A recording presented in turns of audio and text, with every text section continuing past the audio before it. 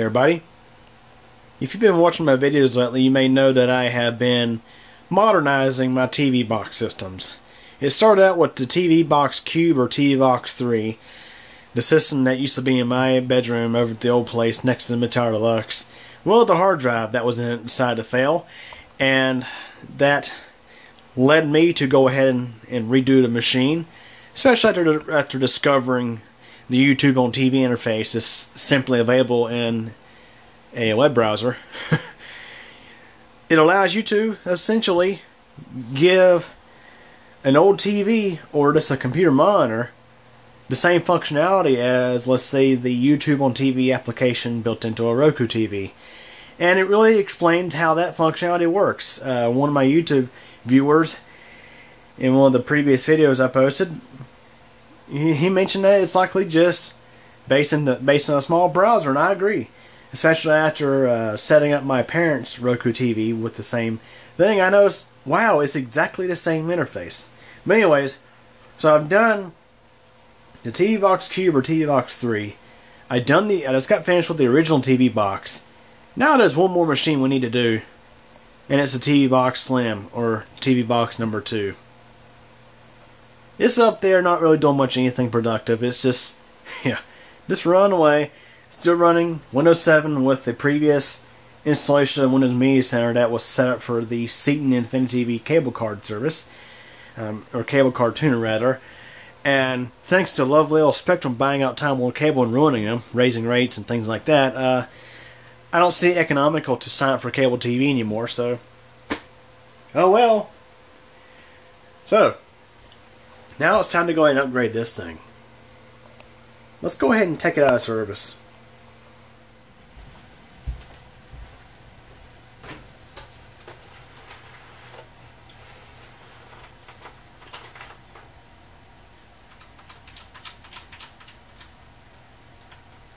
Yeah, just hard shut it down. Who cares? We're getting ready to wipe it anyway.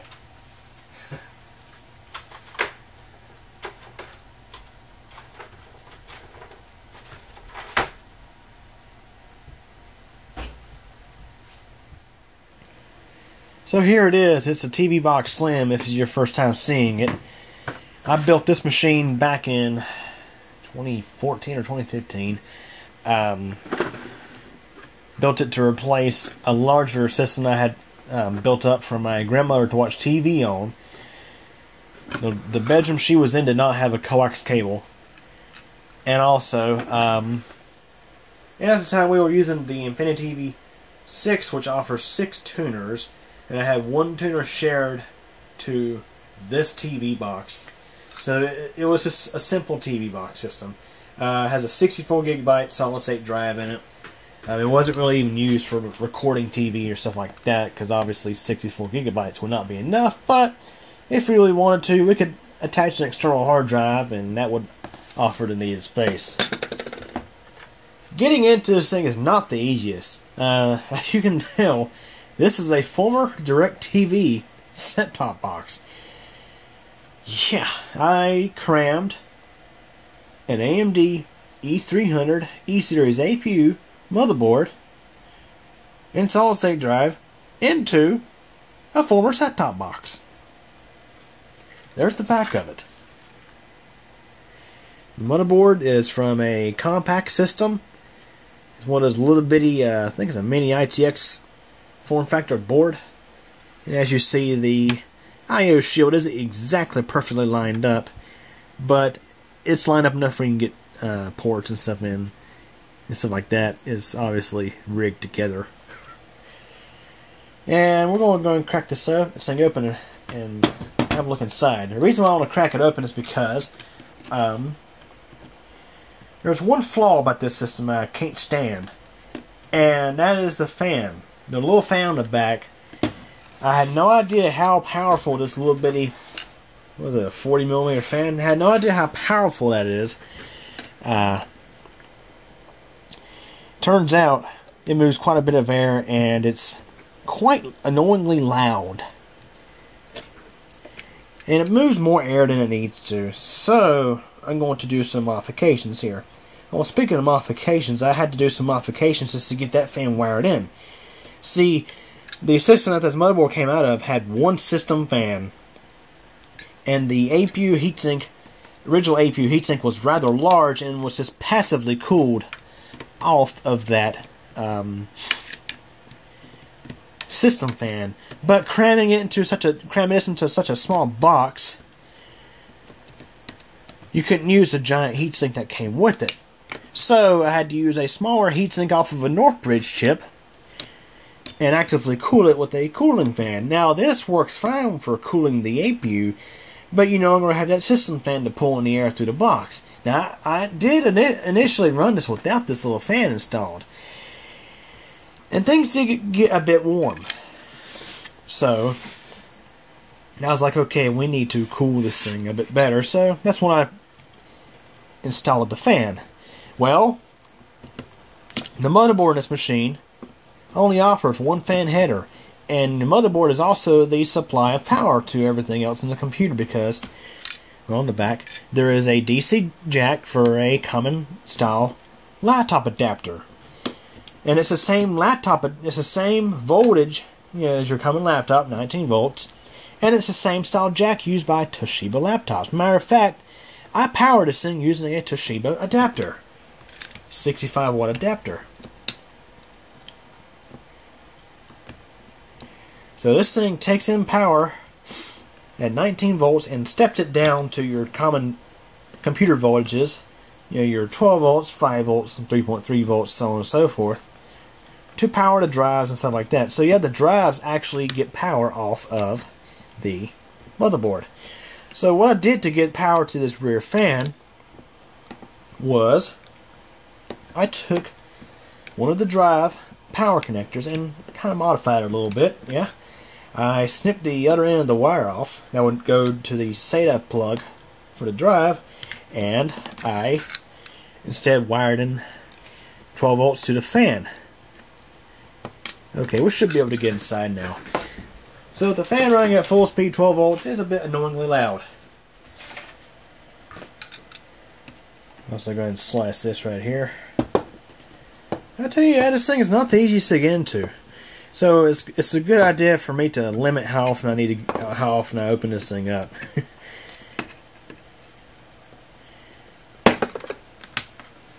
Just peel it off like that.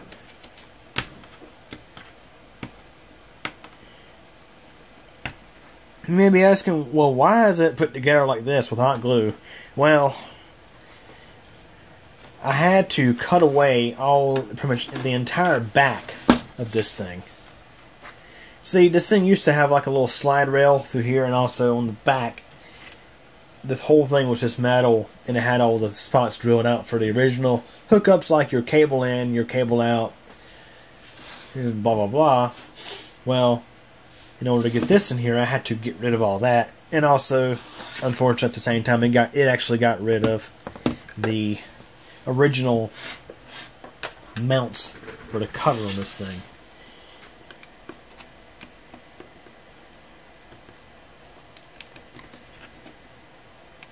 So yeah, it's definitely an adventure getting into this thing.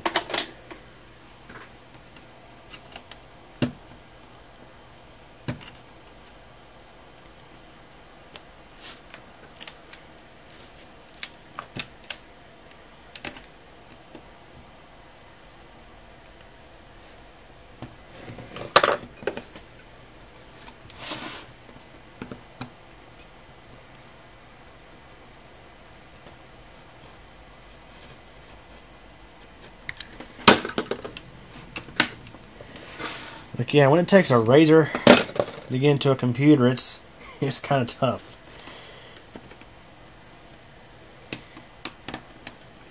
I guess you could say it's a good anti-tampering measure to prevent people from tampering with the system hardware. I guess you could say it's that.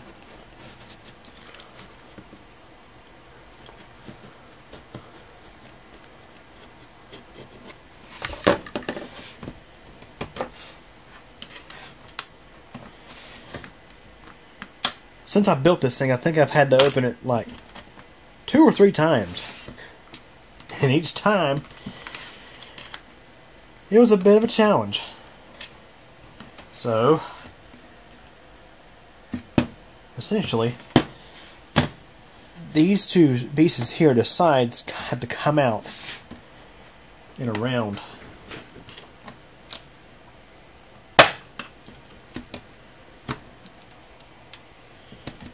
Still got some glue hanging on for dear life over here.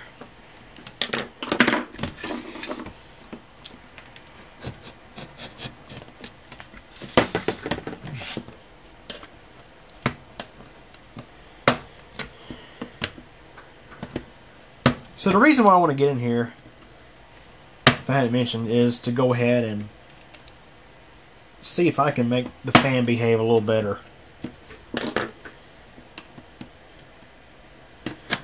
I think what I'm going to do this time is I'm going to hook the fan or wire the fan in with the power supply from the motherboard for the original system fan. So in other words, the 3-pin connector on the motherboard will power both the CPU cooling fan or APU cooling fan and the rear exhaust fan. And it'll also speed regulate them as well.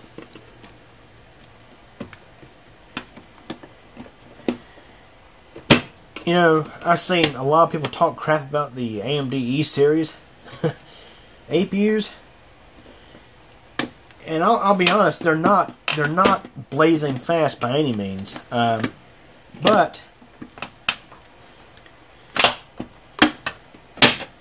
let's see.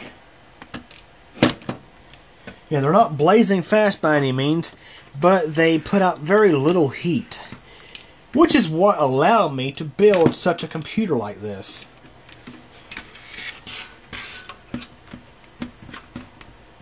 And also got to separate this here.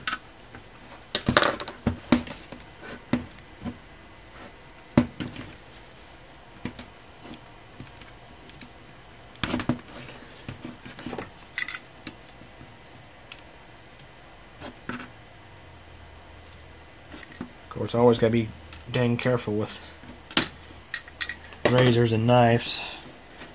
Okay, it is open. It is kind of dusty in there. Not too bad. But this is the inside of the machine. And let me tell you, things are packed tight in here.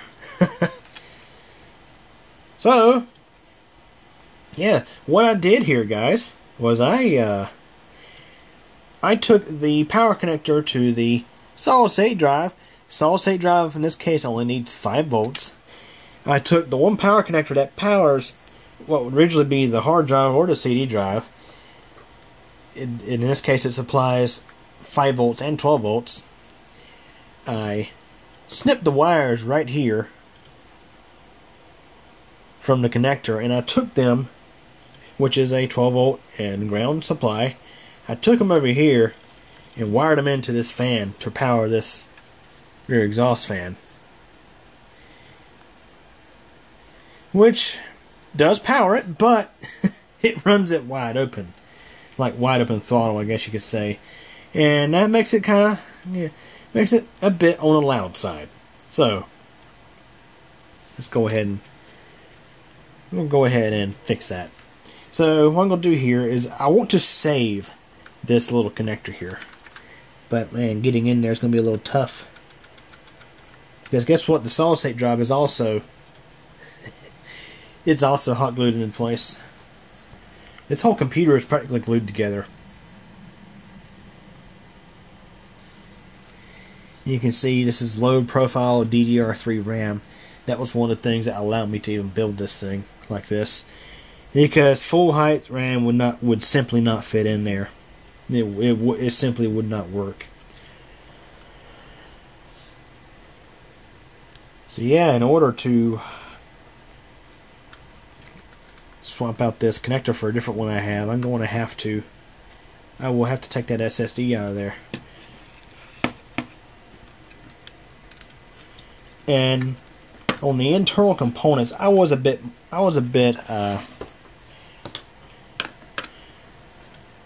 less intensive with the hot glue, I guess I can say. And I wouldn't recommend trying out a hard disk drive like this. And I am being easy on it. I gotta be careful not to cut myself either. I don't want to do that. Disconnect the SATA power cable. Oh no, sorry, the data cable and the SATA power cable. And we can lift the solid state drive out of place. This solid state drive has performed well. It's several years old now. Never had any issues out of it. You know, honestly, I would prefer to have a larger SSD, but you know, back when I purchased this, SSDs were a bit more expensive. So, right here is the SATA power headers on this board. You have two of them, one for the hard drive and one for the optical drive.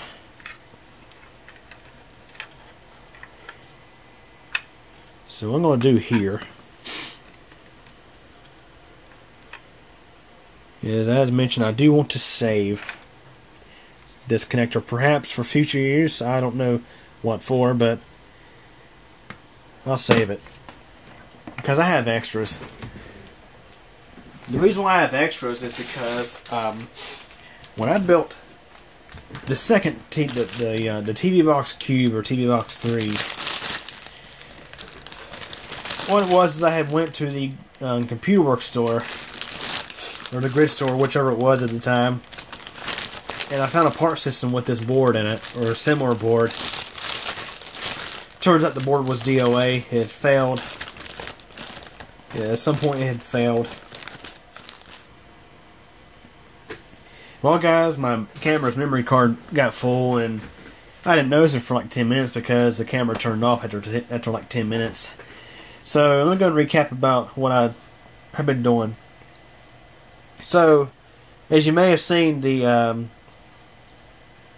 previous power connector I had in here, I spliced off the 12-volt lines from the line going to the solid state drive because the SSD only needs 5 volts and 1 ground. And I took, as you see here, I'm going to go and disconnect this from the board.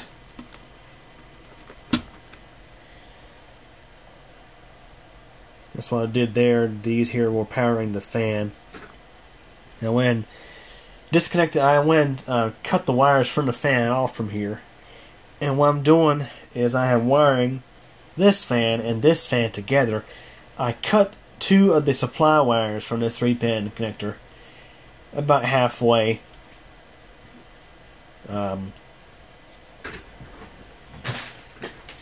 Stripped the wires here. You go from here and also from this fan, and then this fan as well. Wired the 2 together, and I'm wiring these 2 into the supply lines of the connector. You know, the 12-volt supply and the ground. So, where the video cut off, I was talking about these connectors here. So, essentially, I had some extras, and the reason why was because one of the boards I had gotten for this, not for this, but the other TV box with this style board. What it was is I had purchased a part system from the computer work store or the grid, whichever it was at the time, and that board, like this one, was bad.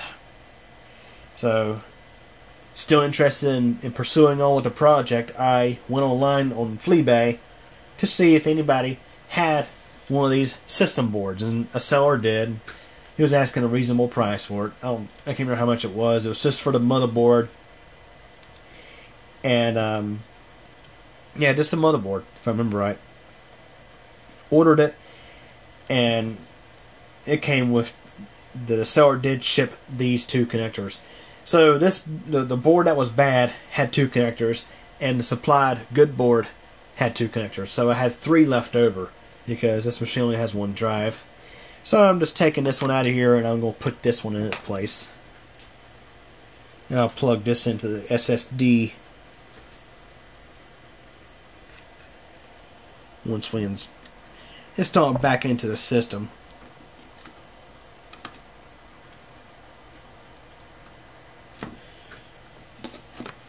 So if I hadn't shown you yet, there's the two headers on the board for SATA power. Because this motherboard, as I may have mentioned already, it takes in 19 volts like a laptop, and it converts it over to the different voltages needed to run the machine. So I'm going to finish this up here. And I mentioned off the video, because it's a full card, I mentioned that it's important that when you're splicing wires and stuff like that, to try to do it away from the motherboard.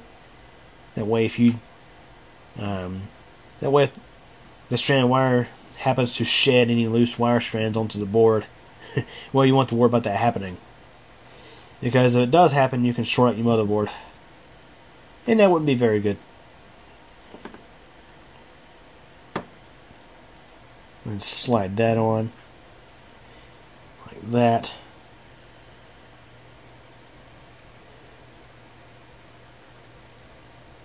And slide this one on. Now we just need to go ahead and shrink the wire into place.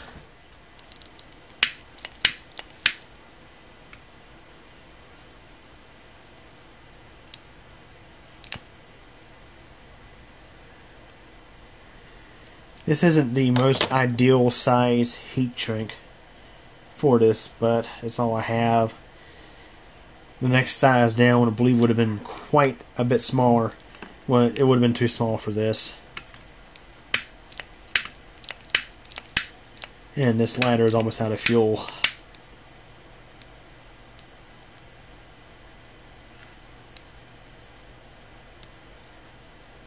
That's what happens when you heat off of wood. Almost every night you're starting that fire back up.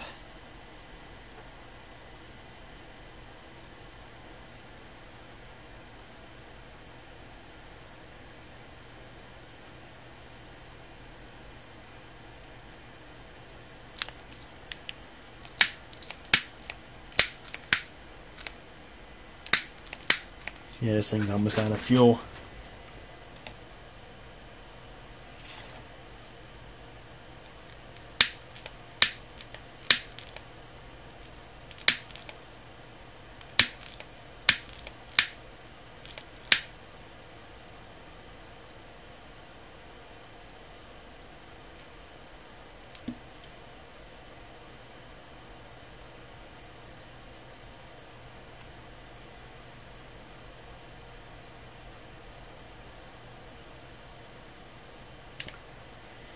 Key thing is we don't want this to slide off or anything like that.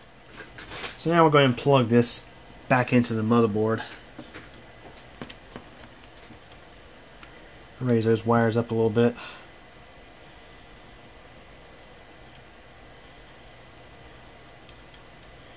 Matter of fact, I'm going to feed over the wires.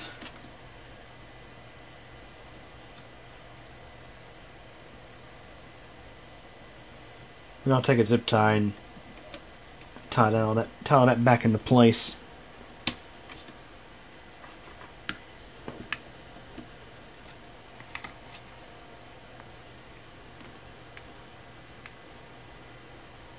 Make sure I have any exposed wire, and I don't.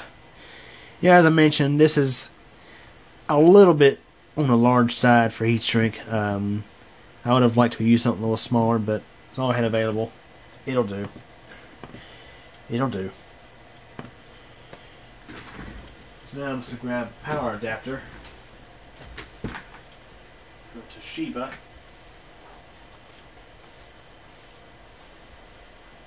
And do a quick test. Okay, I went ahead and shut down the plexi so that way it's quieter in here. And let's go ahead and test out the fans. And the way this board works is upon plugging it into a power supply, it will ramp the fans up for a moment and then quieten them back down. Have a listen.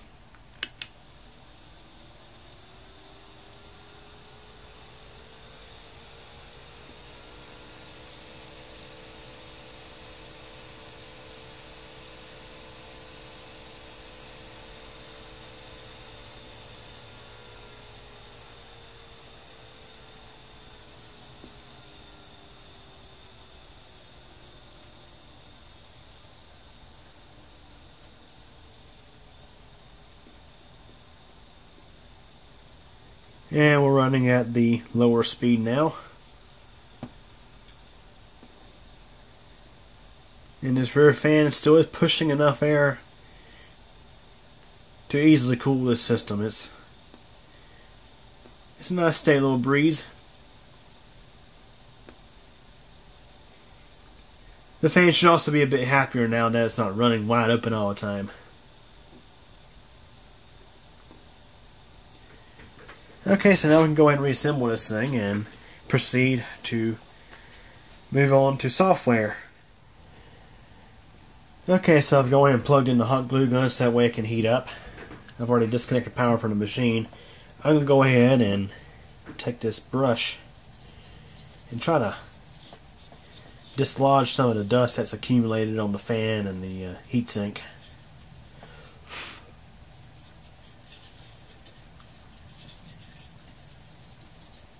Yeah, this really isn't all that bad. It's not as bad as I was kind of expecting it to be, because this thing has had quite a bit of power on hours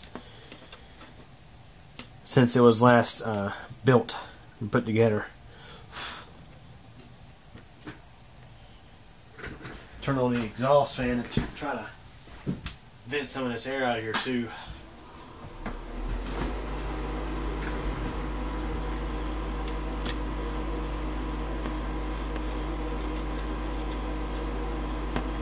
Ideally, I should have done this outside, but it's dark outside. Can't really see what I'm doing.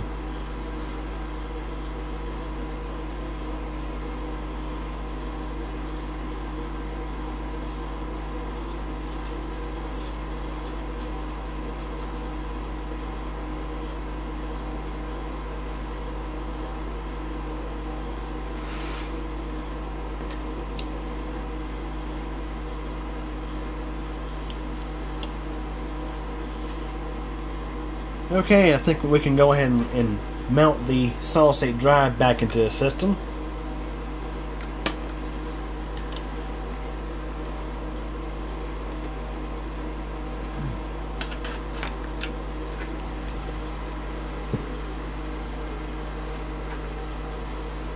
Also going to go ahead and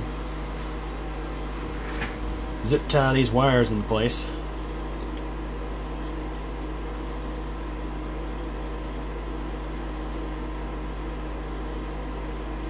That way they don't get caught in the fan or something like that.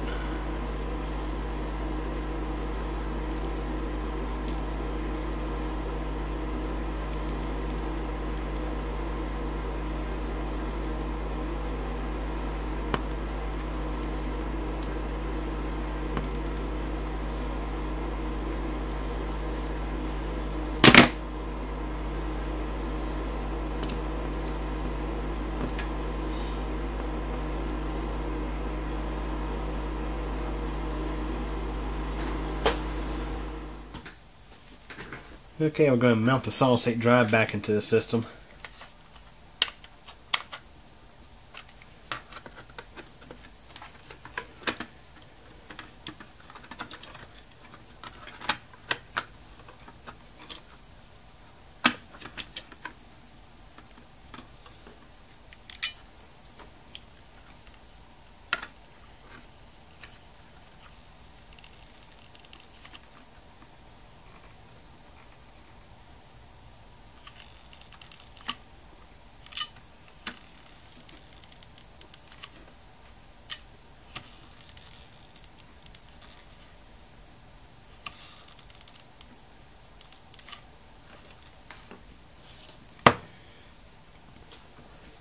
And we don't need too much glue. Just enough to hold it into place. This is a fully plastic bodied solid-state drive as well. So in that regard we should be fine.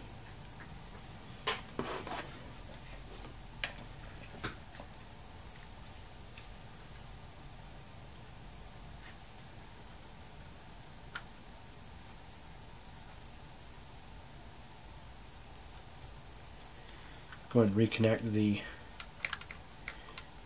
cables for it.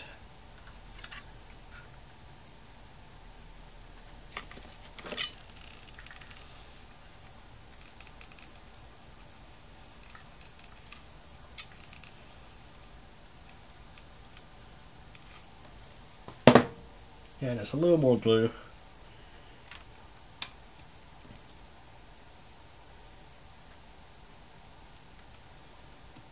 And plug this cable back in for power.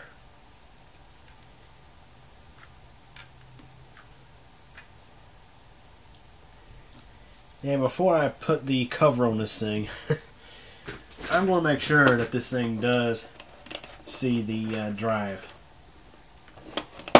I'd hate to have this thing back together and let's say for some reason the power cable be bad or something like that. The power cable for the SSD. So I'm going to plug in video and everything.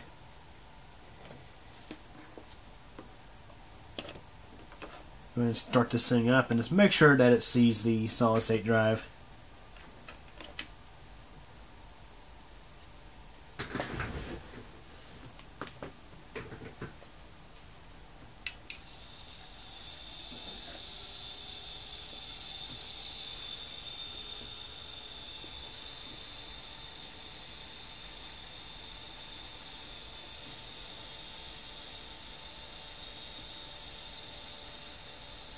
And it does.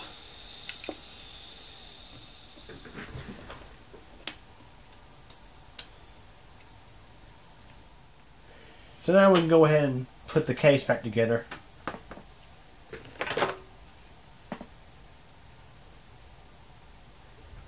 And that alone can be kind of fun. Especially when you already have a messy table. Yeah, I just got finished building 3 more of those Ryzen 3 2200G systems with 3 of those systems for that one client, and of course it makes a huge mess. Makes a big mess.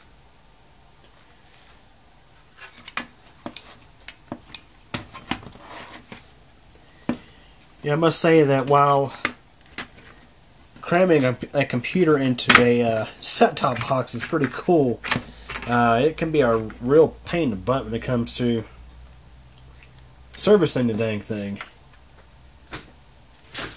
Particularly when you have to mod the original set-top box casing to the degree that I did to get things to fit up and work. Okay, so I got this thing glued back together finally. And the glue has dried. So there you have it, the TiViBox Slim. And in case you were wondering what it looked like originally, I so happen to have a second one of these boxes. This one is still original. You can clearly tell which one was from a smoker's home. Guys, quit smoking. It's bad for you. Look at this. That's just what the second-hand smoke did. So that's what this here originally looked like. Let's spin around to the back.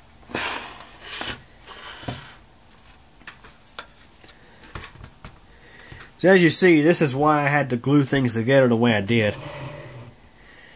Was in order to fit the fan and the motherboard I/O into this thing, I had to completely gut all of the rear supporting metal of this thing.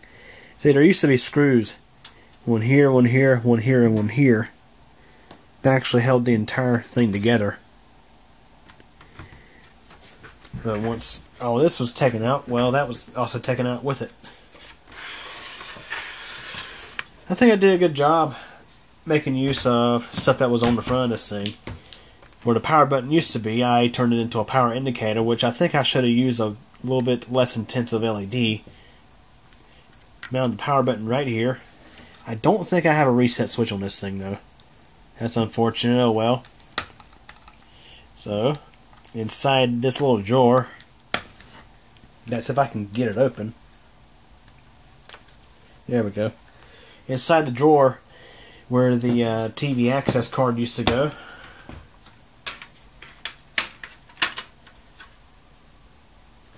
what it originally looked like. I made that into microphone and audio jacks.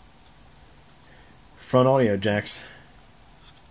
2 USB 2 ports, the power button, power indicator, hard drive activity was put over here where the remote infrared sensor used to be. So, yeah, I couldn't. I guess I could have integrated the IR sensor into this thing, but I didn't. I kept it external. I mean, we do have 4 USB 2 ports on the back at our disposal. Okay, so I'm going to wrap it up and call it part 1 for now. In part 2, we'll go ahead and get Windows 10 installed on this thing. So anyways, hope you guys enjoyed this video.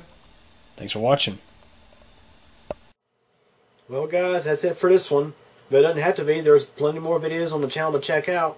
Also, if you liked the video, please click the like button. And if you absolutely hated it, there is the alternative button as well. But yeah, please subscribe to the channel. I definitely appreciate it. And remember to click the bell so that we get notified of all updates. Also, if you're interested in things aside from computers and technology, check out my second channel. It's CubeComp MTDX. Over there you'll find videos about weather, elevators, bicycling, and pretty much whatever else I figure out to upload. So yeah, anyways, hope you guys enjoyed this video, and thank you for your support.